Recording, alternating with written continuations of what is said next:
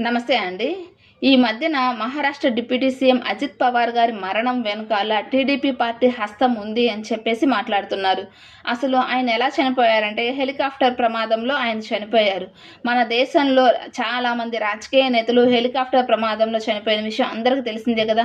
కొన్ని technical issues వలనో లేదంటే వాతావరణం అనుకూలించకనో గానీ హెలికాప్టర్ ప్రమాదాలు, విమాన ప్రమాదాలు జరుగుతూ ఉంటున్నాయి. అయితే ఈ ప్రమాదం వెనుక టీడీపీ పార్టీ హస్తం ఉంది అని చెప్పేసి చాలామంది ఆరోపణలు చేస్తున్నారు. ఎందుకంటే ఆయన ప్రయాణించిన వీఎస్ఆర్ హెలికాప్టర్ సంస్థలో హెరిటేజ్ వాళ్ళు పెట్టుబడులు పెట్టారు అని చెప్పేసి మాట్లాడుతున్నారు. నిజానికి హెరిటేజ్ వాళ్ళు అందులో ఆ సంస్థలో పెట్టుబడులు పెట్టారు అని చెప్పేసి ఎటువంటి ఆధారాలు లేవు. ఒకవేళ పెట్టుబడులు పెట్టారే అనుకోండి, అజిత్ పవార్ గారిని చంపాల్సిన అవసరం ఏముంది అంటారు?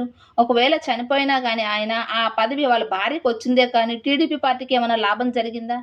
కేంద్ర మంత్రి రామ్మోహన్ నాయుడు గారిని కూడా రాజీనామా చేయాలి అని చెప్పేసి డిమాండ్ చేస్తున్నారు.